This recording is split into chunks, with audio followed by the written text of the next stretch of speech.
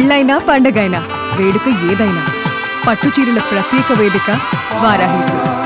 అండమాన్ సముద్రంలో ఘోర ప్రమాదం జరిగింది. రోహింగ్యా శరణార్థులు బంగ్లాదేశ్ పౌరులతో వెళ్తున్నటువంటి పడవ బోల్తా పడింది. దాదాపు 250 మంది ఈ పడవలో ఉన్నారు. ఇక వారందరూ కూడా గల్లంతైనట్లుగా సమాచారం అందుతోంది. సముద్రంలో ముమ్మరంగా గాలింపు చర్యలు కొనసాగుతున్నాయి. దక్షిణ బంగ్లాదేశ్లోని టెన్కాఫ్ లో కూడా ఈ ప్రాంతం నుంచి కూడా బయలుదేరింది షిప్. ఇక బంగ్లాదేశ్ నుంచి మలేషియా వెళ్తున్నట్లుగా గుర్తించారు. బలమైన ఈదురుగాలులు కెరటాల ఉధృతికి మునిగిపోయినట్లుగానైతే సమాచారం అందుతోంది. పరిమితికి మించి పడవలో ప్రయాణికులు ఎక్కించడం కూడా ఇప్పుడు మరో కారణంగా మారింది. 250 మంది అంటే ఆ పడవ ఎక్కువ బరువుతో కూడా వెళ్తూ ఉంది. ఇదే సమయంలో బలమైన ఈదురుగాలు వేశాయి, కెరటాల ఉధృతి పెరిగిపోయింది. ఇక ఆ పరిస్థితులు కూడా అనుకూలించకపోవడంతో కూడా పడవను కంట్రోల్ చేయటం, ఎక్కువ మంది ఉండటంతో కూడా పడవను కంట్రోల్ చేయటం కష్టతరంగా మారినటువంటి పరిస్థితి. 250 మంది జనాలు దాంట్లో ఉన్నారు. దక్షిణ బంగ్లాదేశ్లోని టెక్నాఫ్ ప్రాంతం నుంచి ఈ షిప్ అనేది బయలుదేరింది. దీంట్లో కూడా మొత్తం కూడా శరణార్థులు అనే వాళ్ళు ఉన్నారు. దీంట్లో కూడా రోహింగ్యాలు శరణార్థులు దీంట్లో ఉన్నారు. రోహింగ్యా శరణార్థులు బంగ్లాదేశ్ పౌరులు ఈ పడవలో ఉన్నారు. అదే సమయంలో ఈ పడవ బోల్తా పట్ట మాత్రం తీవ్రంగా కలెచ్చి వేస్తూ ఉంది. ఇక మరొక వైపు చూస్తే గనక సముద్రంలో అసలు ఎక్కడైనా గాలిస్తారు వీళ్ళ కోసం. ఒకవైపు ఏమో ఈదురు గాలులు కెరటాలు ఎగిసి పడుతూ ఉన్నాయి. ఈ సమయంలో వాళ్ళ కోసం ఎక్కడైనా గాలిస్తారు ఆ సముద్రంలో. నిజంగా కూడా ఇది అత్యంత దారుణమైన ప్రమాదంగా చూడొచ్చు. దీనికి సంబంధించినటువంటి డీటెయిల్స్ మా ప్రతినిధి సతీష్ అడిగి తెలుసుకుందాం. ఎస్ సతీష్, ఈ పడవ గల్లంతు మాత్రం అత్యంత విషాదకర ఘటనగా చూడొచ్చు. ఎందుకంటే 250 మంది ప్రయాణికులు ఒక సముద్రంలో బోల్తా పడితే కష్టతరంగా ఉంటుంది. అక్కడ వాళ్ళ మృతదేహాలను వెలికి తీయటం కానీ లేకపోతే గల్లంతైన వారిని గుర్తించడంలో కూడా.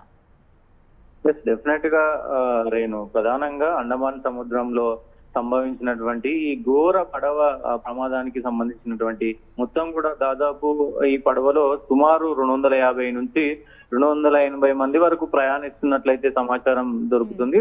దాంట్లో మరి పురుషులు, మహిళలతో పాటు చిన్న పిల్లలు కూడా ఉన్నట్లు సమాచారం వస్తున్న పరిస్థితి కనబడుతూ ఉంది. అయితే ప్రమాదానికి సంబంధించినటువంటి సమయంలో అయితే బంగ్లాదేశ్ లోని టెక్నాఫ్ నుంచి మలేషియాకు ఈ రోహింగ్యా శరణార్థులు అయితే బంగ్లాదేశ్ పౌరులతో వెళ్తున్నటువంటి ఈ ఏదైతే పడవ అండమాన్ సముద్రంలో బోల్తా పడింది అనేది సమాచారం వస్తున్న పరిస్థితి కనపడుతూ ఉంది. పెద్ద ఎత్తున మరి బంగ్లాదేశ్ నుంచి వెళ్లి మరి మలేషియాకు వెళ్దామని అనుకున్న పరిస్థితి కనబడుతా ఉంది. ఈ నేపథ్యంలోనే ఈ రోహింగ్యాలంతా కూడా మరి ఆ పడవలో అంటే పడవలకు సంబంధించి పడవలో పెద్ద ఎత్తున మరి చాలా మంది ఉండటం, దాంతో పాటు పెద్ద ఎత్తున సముద్రంలో బలమైనటువంటి ఈదర్గాళ్ళు అలాగే కెరటాలు ఉధృతంగా ఉండడంతో కూడా మరి పడవ ఈ గాలికి అలాగే ఆ ఏదైతే ఎదురుగాల్పులు కావచ్చు, సముద్రంలో కెరటాలు కావచ్చు, మొత్తం కూడా ఒక్కసారిగా రావడంతో మరి అప్పటికే పడవలో దాదాపు 250 నుంచి 280 వరకు ఉన్నారంటే సామర్థ్యానికి మించి ఉన్నారు. కాబట్టి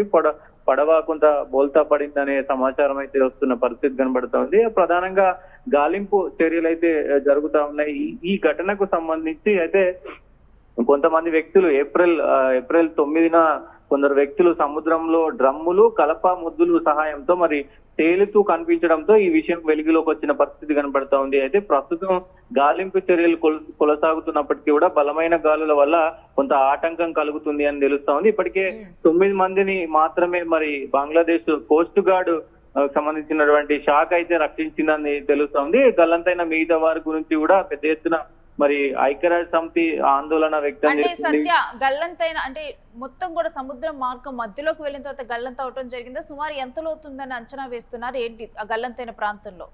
డెఫినెట్ గా ప్రస్తుతానికి అయితే ఒక 9 మందిని మాత్రమే ఎవరైతే కొంత అక్కడ ఉన్నటువంటి మొద్దులు కావచ్చు, కొంత ఇతరత్ర దాంతో కూడా మరి ఆ బయటికి వచ్చి కనబడ్డారు. ఆ కనబడడంతో కూడా మరి అక్కడ ఉన్నటువంటి కోస్ట్ గార్డులు రక్షించే ప్రయత్నం చేశారు. దాదాపు ఇప్పటికే ఈ ఘటన జరిగి 36 గంటల పాటు మరి అంటే తేలుతూ కనిపించడంతో రక్షించబడ్డారనేది తెలుస్తా ఉంది.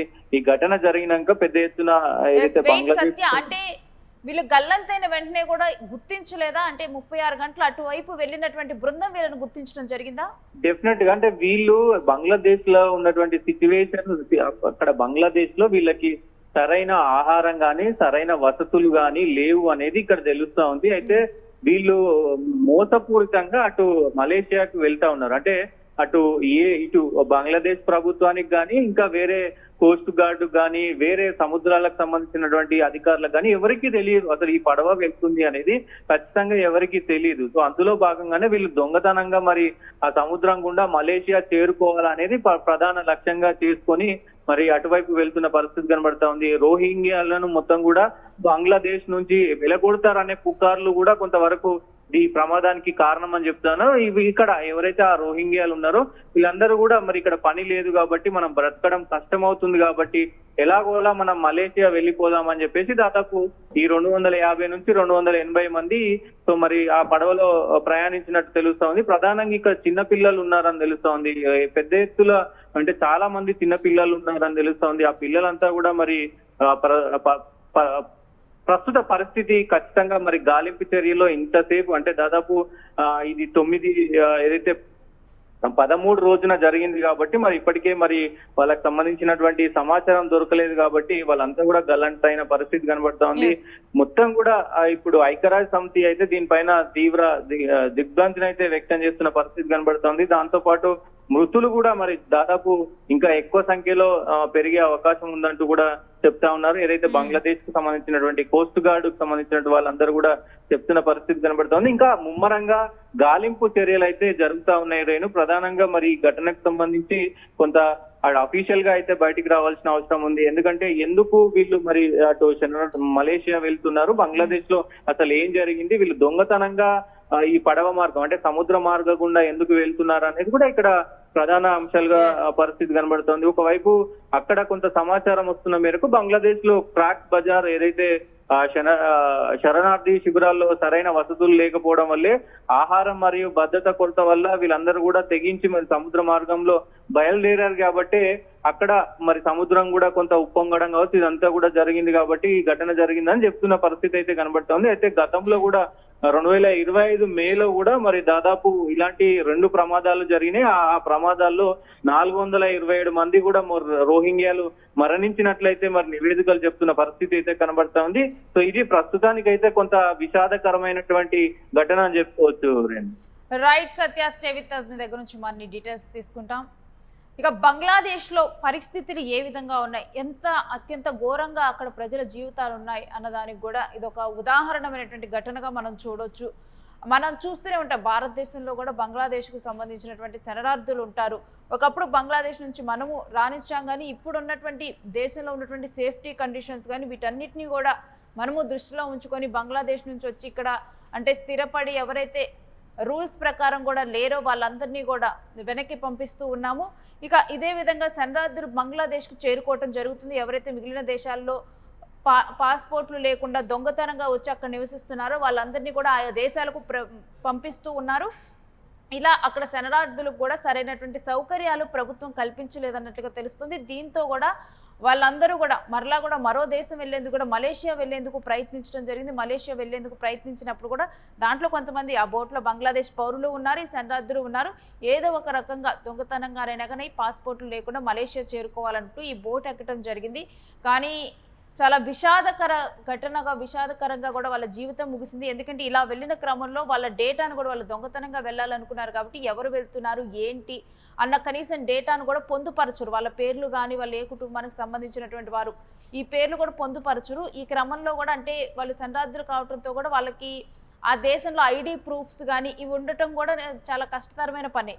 సో ఇప్పుడు కనీసం వాళ్ళ అయిన వాళ్ళకి కానీ తెలిసిన వాళ్ళకి కానీ ఎవరు చనిపోయారు ఏంటి అనేది తెలుసుకోవటం కూడా ఒక కష్టతరమైన పరిస్థితినే మనం చూడొచ్చు. మరొకవైపు ఈ ప్రమాదం జరిగిన వెంటనే కూడా గుర్తించలేదు.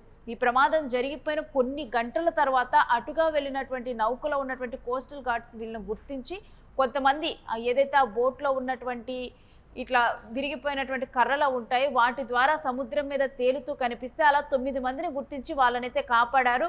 ఇక మిగిలినటువంటి వారు ఎటు గల్లంతయ్యారు ఏంటి అని తెలియని పరిస్థితి. ఇక వాళ్ళ కుటుంబాలతో పాటు చిన్న పిల్లలు కూడా ఎక్కువ మంది ఉన్నట్లు సమాచారం అందుతోంది. అసలు దీనికి సంబంధించి పూర్తిగా కూడా ఎంతమంది ఉన్నారు, ఎంతమంది చనిపోయారు ఏంటి అని కూడా అక్కడ ప్రభుత్వం కూడా డీటెయిల్స్ ఇంకా సేకరించే పనిలోనే ఉంది. ఒకవైపు గాలింపు చర్యలు కొనసాగుతున్నాయి, రెస్క్యూ ఆపరేషన్ కొనసాగుతోంది అక్కడ.